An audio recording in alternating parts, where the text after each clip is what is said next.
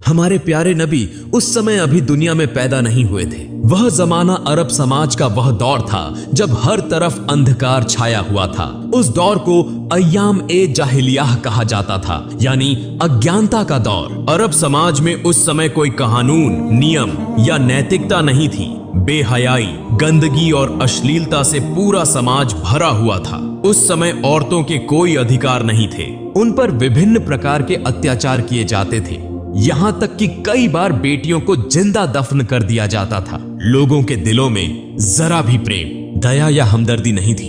औरतों को मात्र भोग की वस्तु समझा जाता था। यहां तक कि बाजारों में पुरुष और महिलाओं को गुलाम और बांदी बनाकर बेचा जाता था। उस समय विभिन्न क्षेत्रों से मुसलमान खाने काबा का तवाफ करने के लिए मक्का आते थे, लेकिन खाने काबा के अंदर 360 मूर्तियां रखी हुई थीं, क्योंकि उस समय मक्का में मुसलमानों के साथ साथ ईसाई, यहूदी और विभिन्न कबीलों के लोग भी व्यापार के लिए स्थायी या अस्थायी रूप से बसे हुए थे। उनमें काफिरों और मुशरिकों की संख्या अधिक थी, इसी कारण उनका दबदबा सब पर बना हुआ था। फिर 570 ईस्वी का समय आया जब मक्का के प्रधान नबी करीम के दादा और कुरैश कबीले के सरदार अब्दुल मुत्तलिब थे, जो खाने काबा की देखभाल के जिम्मेदार भी थे। उस समय नबी अपनी माता आमिना के गर्भ में थे। इसी दौरान एक दिन अरब में एक बड़ी हाथियों की सेना दिखाई दी, जो धीरे धीरे मक्का की ओर बढ़ रही थी। लोग उनके भय से अपने घर बार छोड़कर भागने लगे थी, क्योंकि वे उनका मुकाबला करने की ताकत नहीं रखते थे। यहां तक कि वह सेना कई मक्का वासियों को कैद करके उन पर जुल्म और अत्याचार करने लगी और नबी के दादा अब्दुल मुत्तलिब के 200 ऊंटों सहित मक्का के सभी ऊंट छीन लिए, ताकि कोई उनसे लड़ न सके।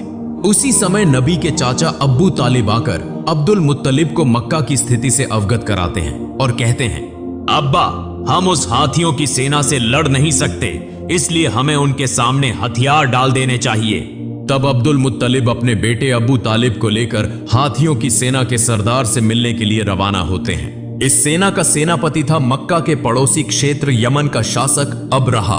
वह बहुत शक्तिशाली और प्रभावशाली था। हालांकि अरब समाज उस समय अंधकार में डूबा हुआ था, लेकिन दुनिया के अधिकांश लोग जान चुके थे कि इस्लाम ही सबसे उच्च, सच्चा और शांति का धर्म है।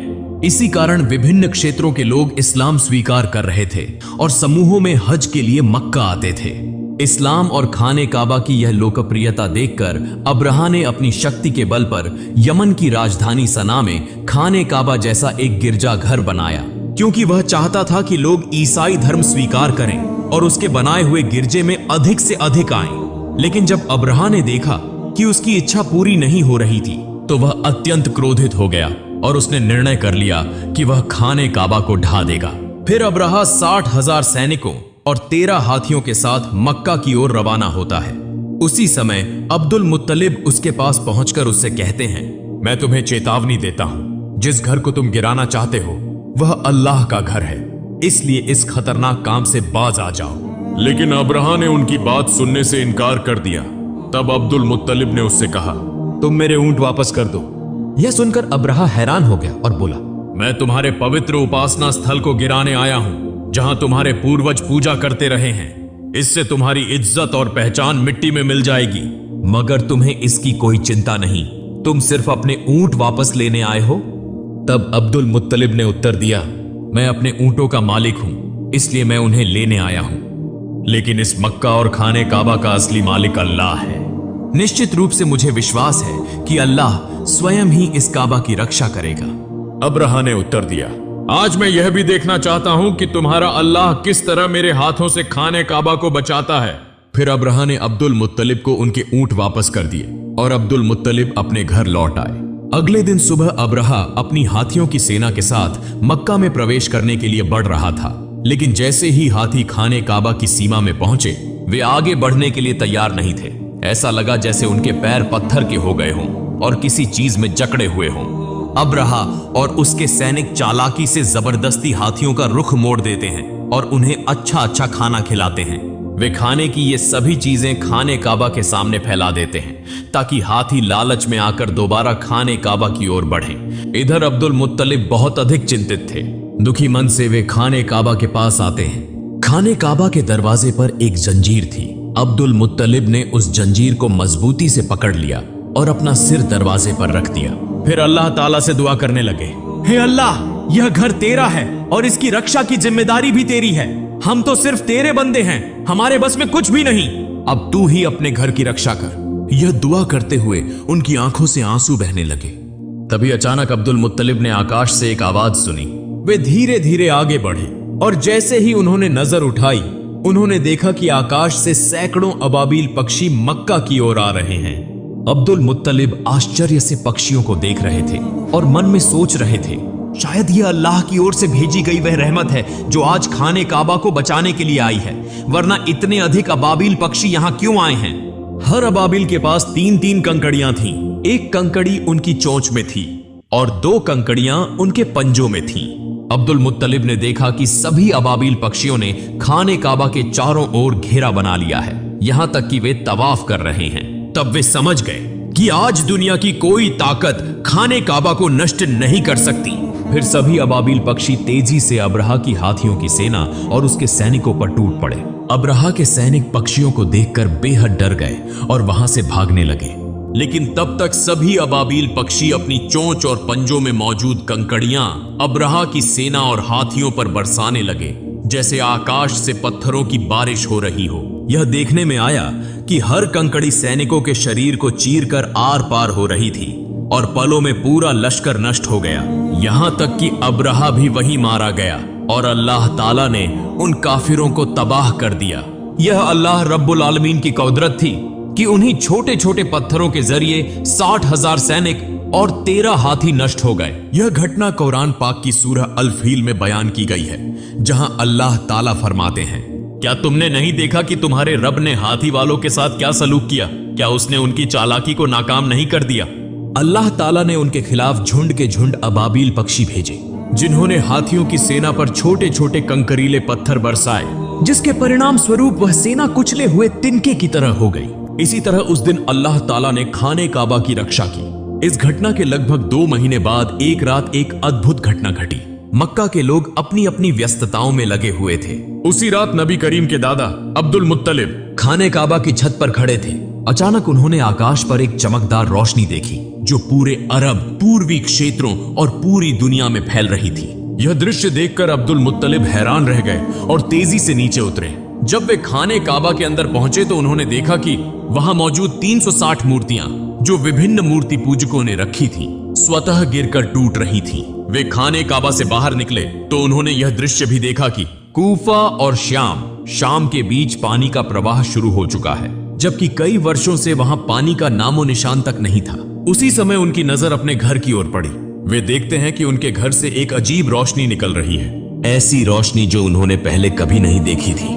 अब्दुल मुत्तलिब धीरे धीरे अपने घर की ओर बढ़ने लगे और जैसे ही वे दरवाजे के करीब पहुंचे, उन्होंने देखा कि अन्य बीबी आमिना की गोद में एक नूरानी बच्चा मौजूद है, जिसके शरीर से असाधारण रोशनी निकल रही है। यह दृश्य देखकर अब्दुल मुत्तलिब की आंखों से आंसू बहने लगे, क्योंकि इस अंधकारमय अरब समाज में चिराग बनकर आने वाले प्यारे नबी हजरत मोहम्मद दुनिया में तशरीफ ला चुके थे।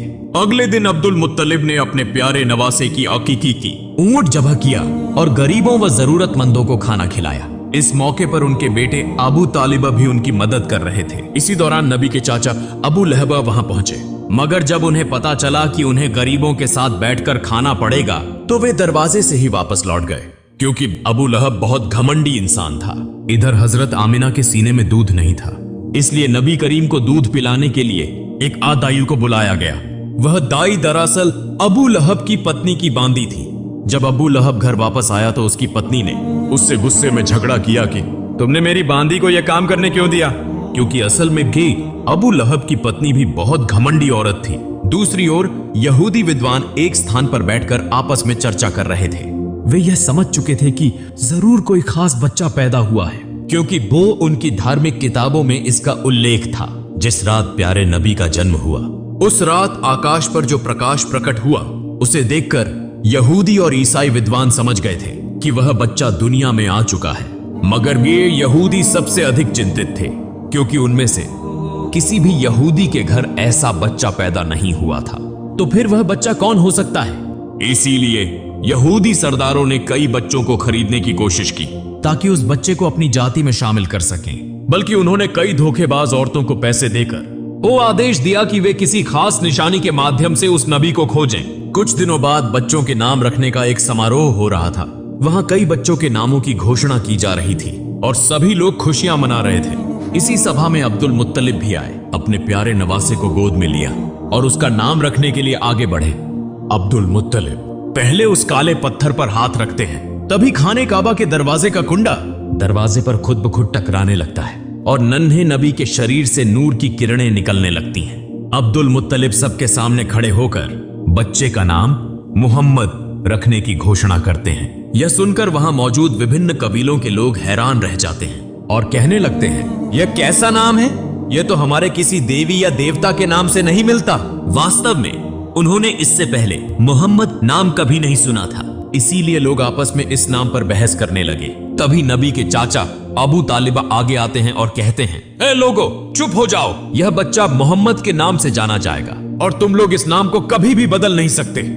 यह कहकर उन्होंने सबको शांत करा दिया और सभी ने उनकी बात मान ली। फिर देखा गया कि अबू लहब अपनी कट पत्नी की बांदियों को वापस लेने आया था, जिसने नबी करीम को सबसे पहले दूध पिलाया था। अब नबी भूखे थे मगर उन्हें दूध नहीं मिल रहा था। यह देखकर अब्दुल मुत्तलिब सीधा अबू लहब के पास गए और उससे इसका कारण पूछा। अबू लहब कहने लगा, यह बांदी मेरी पत्नी ने मुझे तोहफे में दी थी, इसलिए इसकी मालकिन मेरी पत्नी है। यह सुनकर अब्दुल मुत्तलिब गुस्से में आ गए और कहा, तुम मोहम्मद के चाचा होकर भी ऐसी बात कर रहे हो, जबकि मैं तो मोहम्मद के लिए अपनी जान भी देने को तैयार हूँ, मगर अल्लाह ही सबसे बड़ा रक्षक है। इसीलिए नबी करीम ज्यादा दिनों तक दूध के बिना नहीं रहे। उस समय अरबों की परंपरा थी कि बच्चे के जन्म के बाद उसे दूध पिलाने और पालन पोषण के लिए देहाती औरतों को सौंप दिया जाता था, ताकि वह खुली हवा में पलकर मजबूत हो। इसका एक और लाभ यह था कि बच्चे को शुद्ध अरबी भाषा सिखाई जाती थी। उन बंजारिन महिलाओं को इस सेवा के बदले अच्छा इनाम भी दिया जाता था। हर साल रेगिस्तानी महिलाएं मक्का आती थीं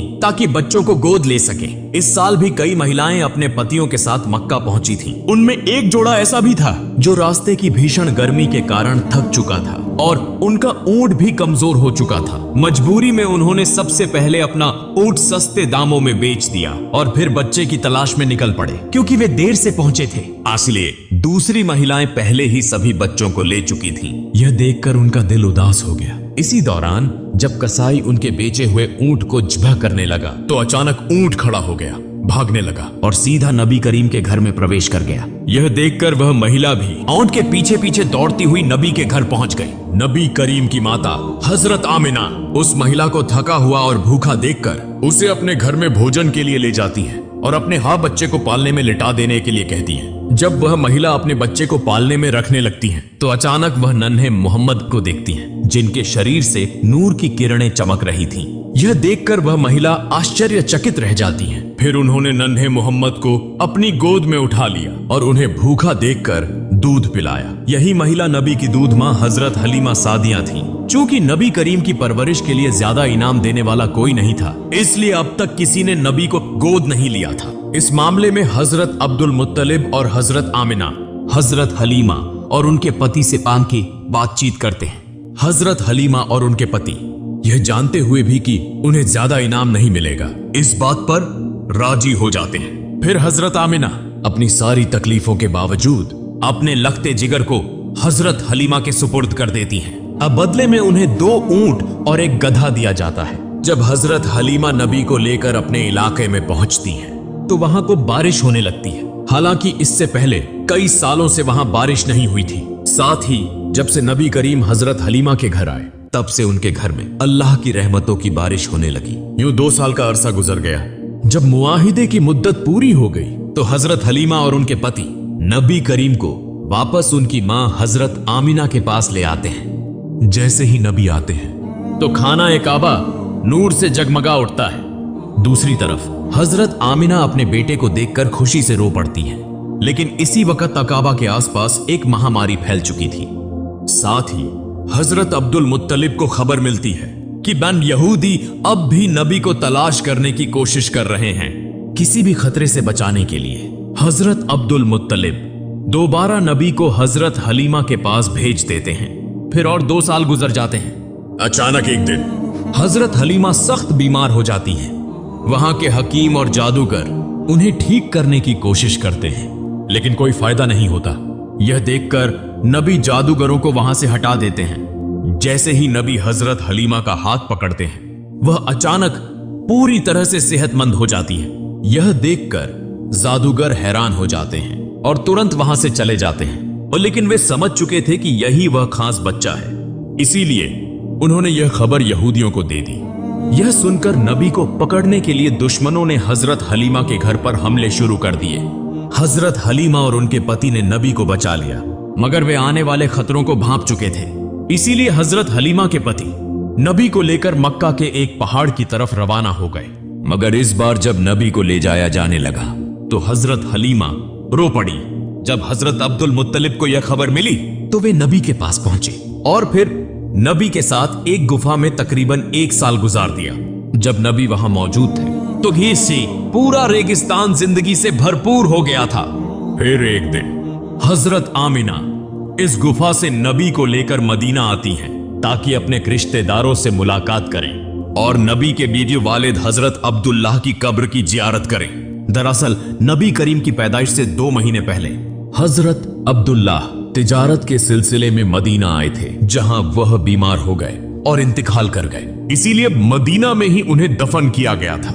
हजरत आमिना यहीं बैठकर नबी को उनके वालिद के बारे में बताती हैं और कुछ वक्त नबी के साथ गुजारती हैं। लेकिन सिर्फ 2 महीने बाद हजरत आमिना अचानक बीमार हो जाती हैं और इसी बीमारी की हालत में मदीना से वापसी के दौरान रास्ते में ही हजरत आमिना का भी इंतकाल हो जाता है। चूंकि केवल 6 साल की उम्र में ही पैगंबर मोहम्मद अनाथ हो गए।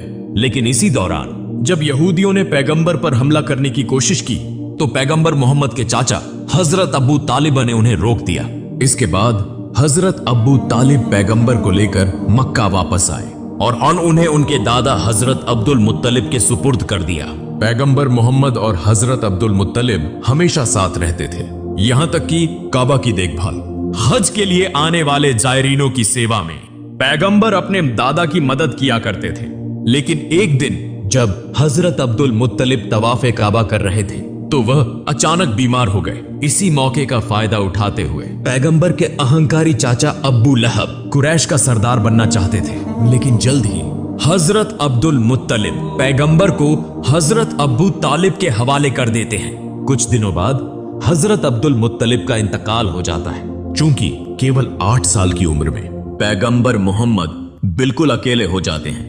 इसके बाद पैगंबर अपने चाचा हजरत अबू तालिब के साथ मक्का में रहने लगते हैं। वहां पैगंबर को बकरियां चराने सहित विभिन्न काम करते थे।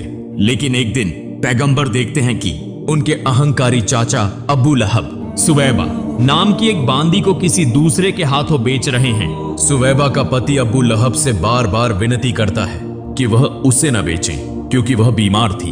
अबू लहब जवाब में कहते हैं, अगर तुम मेरे पैसे वापस कर दो तो मैं उसे नहीं बेचूंगा। तभी पास खड़े पैगंबर कहते हैं, चाचा आप उन सुवैबा को आजाद कर दें, मैं खुद आपकी रकम वापस कर दूंगा।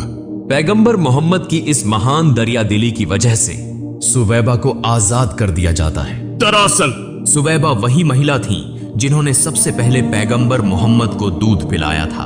फिर एक और दिन पैगंबर मोहम्मद देखते हैं कि एक व्यक्ति अपनी बेटी को जिंदा दफनाने के लिए ले जा रहा है। इस दौरान उसकी पत्नी अपने पति के पैरों को पकड़कर रो रही थी और उससे विनती कर रही थी कि वह ऐसा न करे। पैगंबर मोहम्मद उस नन्ही बच्ची को गोद में लेकर उस व्यक्ति के पास आते हैं और उसे समझाते हैं कि बेटी माता पिता के लिए रहमत होती है।